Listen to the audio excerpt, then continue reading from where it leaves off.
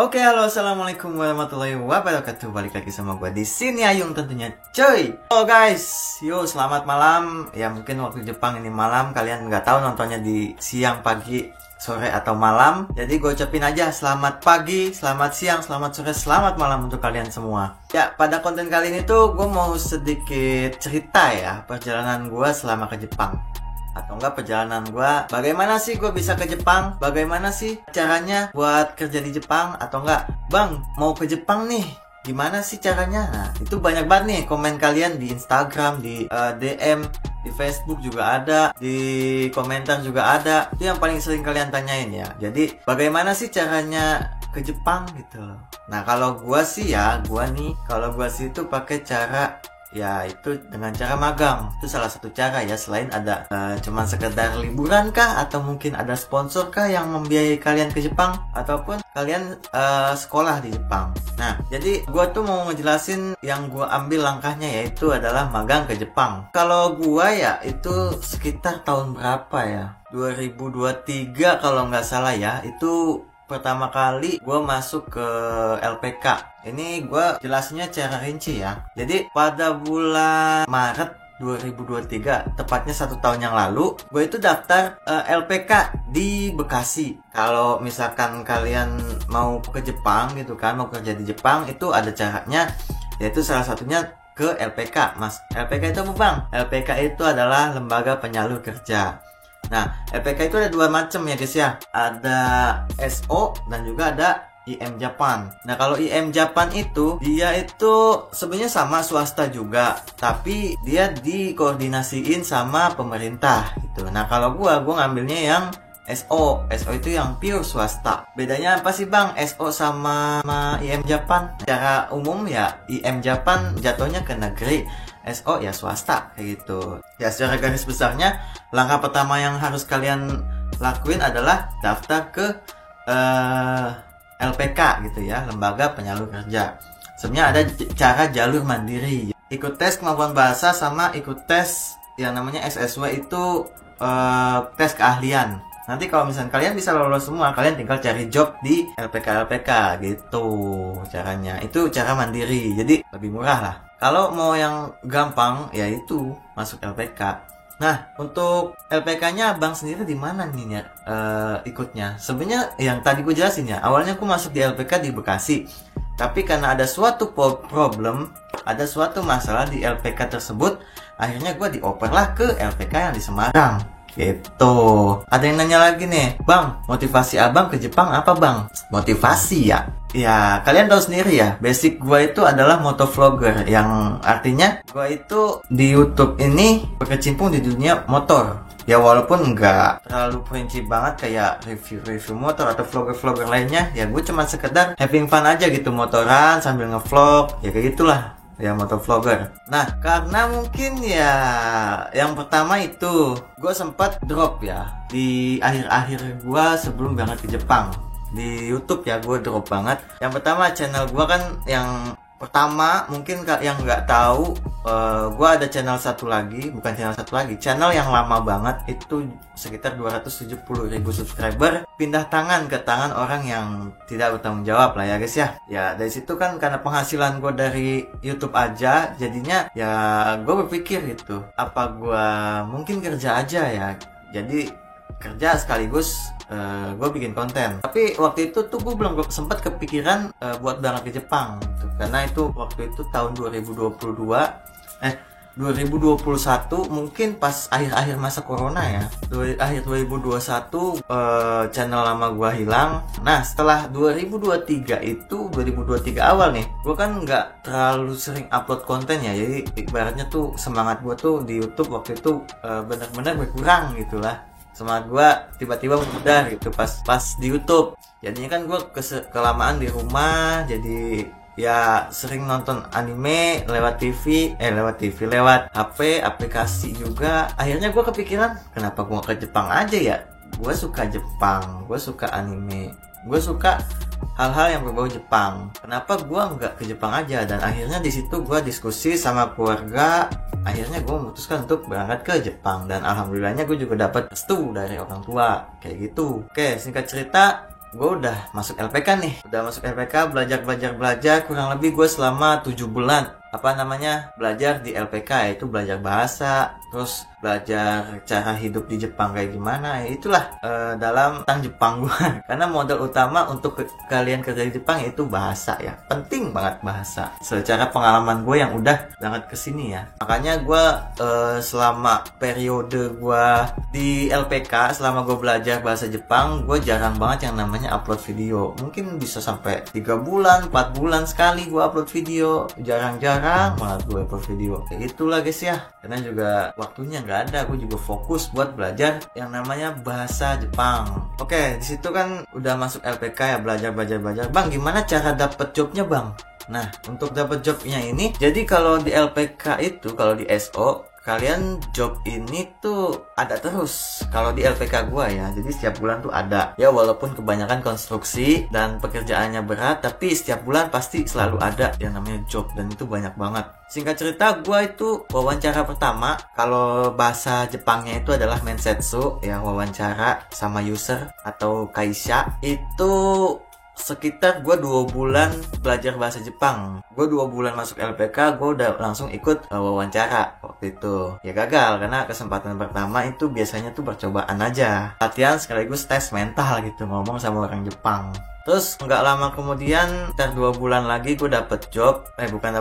Wawancara lagi kedua dan masih gagal. Wawancara lagi ketiga masih gagal. Dan terakhir tuh kalau nggak salah bulan Agustus ya 2023 itu gue keterima job. Dan wawancaranya itu langsung di Jakarta, ketemu sama bosnya gitu, bos orang Jepang. Jadi wawancaranya ya pakai bahasa Jepang full. Ya walaupun ada translatornya tetap gitu. Kita kan belajar bahasa Jepang ya sedikit-dikit mah kita pakai gitu kan. Nah kemudian singkat cerita lagi, gue udah keterima job nih, ya kan. Udah alhamdulillah banget. Ya itu nggak bisa langsung berangkat guys. Kita itu kayak ada sesi pemantapannya. Itu jeda 2 bulan ya kan. Ngurus-ngurus segala macam. Kita nungguin yang namanya COE apa CAO ya. Lupa gue, pokoknya surat izin tinggal di Jepang kayak gitu guys. Ya nungguin selama 2 bulan. Dan tuh turun dari gue dapet job, nunggu belajar 2 bulan di LPK gua, akhirnya alhamdulillah turun dan gua proses pemantapan selama 2 minggu di SO ya. SO itu bisa dibilang kayak agensi pemberangkatannya. Ya masih LPK juga sih. Ya singkat cerita gue sudah ada di Jepang sekarang. Kurang lebih sekitar 7 bulan gue belajar bahasa Jepang dari 0 sampai ke gue nginjekkan kaki di Jepang. Nah soal biaya gimana bang? Soal biaya ya, oke, gue jabarin dulu nih kurang lebihnya berapa dan totalnya berapa. Gue dari 0 sampai gue nginjekin kaki di Jepang, itu perkiraan berapa yang bakal gue habisin uangnya segitu ya. Oke, pertama dari uang pendaftaran untuk belajar ya. Tapi ini masing-masing LPK beda ya. Kalau di LPK gue itu uang pendaftaran sekaligus pendidikan sekitar 8 juta rupiah ya. 8 juta rupiah. Iya, nggak murah, tapi nggak mahal juga. Itu standar lah ya dibuat ke Jepang. Nah bang, itu 8 juta apa sampai berangkat atau gimana ya? Kalau biasanya ya LPK itu kalian uang pendidikan itu batasnya sampai 3 bulan. 3 bulan selesai belajar ya udah kalian dirumahin, tinggal nunggu wawancara selanjutnya kayak gitu. Tapi kalau gue yang pas di LPK Semarang, kebetulan gue di Semarang LPK-nya tuh ya sampai dapet job, sampai gue berangkat kayak gitu. Pertama, sebelum uang pendaftaran itu ada yang namanya medical check up. Medical check up pertama ya. Ya enggak medical check up itu enggak sekali guys ya. Pokoknya pas kalian dari Jepang pun kalian masih ada medical check up. Jadi medical check up itu totalnya ada 4 kali ya. Masuk LPK ya. Jadi pre-register, terus kalian dapet job, terus sebelum berangkat ke Jepang ini, terus sama pas udah di Jepangnya. Itu 4 kali. Nah, pas udah di Jepangnya pun kalian masih setahun sekali itu harus medical check up. Tapi yang pas udah di Jepangnya kalian dibiayain sama perusahaan gitu. Beda sama pas di Indonesia pas masih belajar, itu kalian biaya sendiri. Untuk MCU pertama itu kurang lebih sekitar 1.500.000 ya harganya. Itu kalau di Semarang, karena mau gimana lagi udah sistemnya seperti itu ya guys ya. Sekitar 1.500.000 kalikan saja 4 ya guys ya. Kalikan 3 karena satu lagi kan di Jepang, itu dibiayain perusahaan. Itu 3 kali kali 1.500.000 itu sekitar 4.500.000 ya. Nah tadi kan total itu pendaftaran 8 juta, terus medical check up 4.500.000. Nah kemudian untuk biaya paspor itu sekitar, karena gua kemarin orang luar Jawa Tengah ya, otomatis dimahalin lah ya, lebih tinggi lah harganya buat pendaftaran. Itu 1.500.000 juga ya. Untuk paspor 1.500.000. Berapa jadi totalnya itu gue juga nggak tahu, kalian hitung sendiri aja dah ya. Itu oke.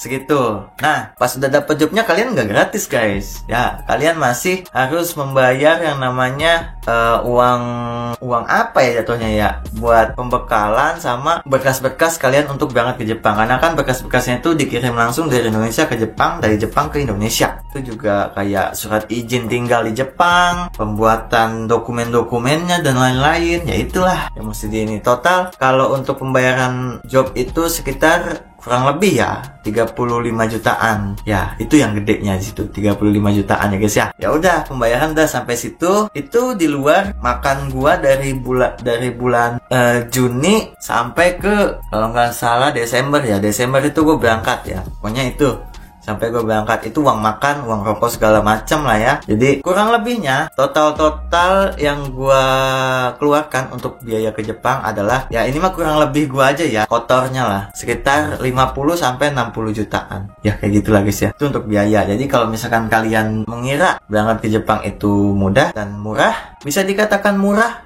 bisa dikatakan mahal juga. Kayak gitu guys ya, tergantung kemampuan dari masing-masing individunya itu sendiri ya, keuangan dari orang-orangnya itu sendiri ya.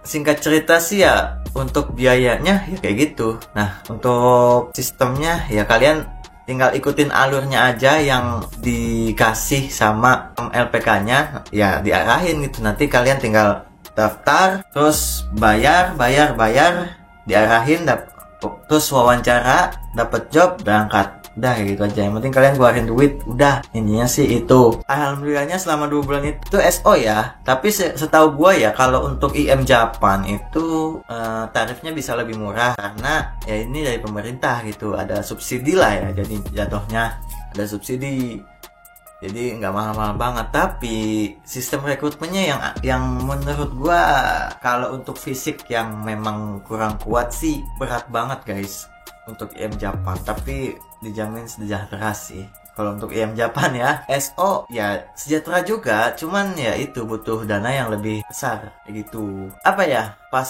gue udah nginjekin kaki di Jepang itu gue ngerasa kayak, wih, gue udah bukan di Jepang nih guys. Gue udah di Jepang nih ya kan.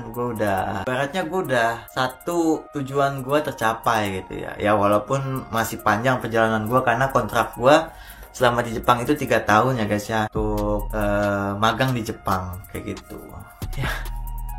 Sekarang kita nikmatin aja kehidupan gue di Jepang kayak gimana. Nanti gue juga bakal update terus ya, kalau misalkan ada keseruan lainnya, kayak misalkan makan, atau gue punya temen orang Jepang kayak gimana orang Jepangnya, gue ngobrol orang Jepang sebisa mungkin gue dokumentasiin buat menghibur kalian. Buat kalian yang pengen tahu serba-serbi Jepang kayak gimana, gue bakal ceritain lewat vlog tentunya ya. Jangan lupa di subscribe dulu. Kalau udah subscribe jangan lupa nyalain tombol lonceng notifikasinya ya, biar gue makin semangat gitu ya. Walaupun channel video gue masih kayak kaku, tapi gue terus berusaha buat selalu untuk menghibur kalian, menyajikan tontonan-tontonan yang insya Allah ya bermanfaat dan menghibur kalian. Oke? Jadi cukup sekian aja video kali ini. Kalau misalnya kalian ada pertanyaan, silahkan kalian tulis di kolom komentar ya. Jangan lupa sertakan ide-ide kalian juga untuk yang akan gue lakuin di Jepang nanti, atau di konten selanjutnya. So, gue akhir video kali ini, gue pamit undur diri. See you next video, gue Ayung. Goodbye.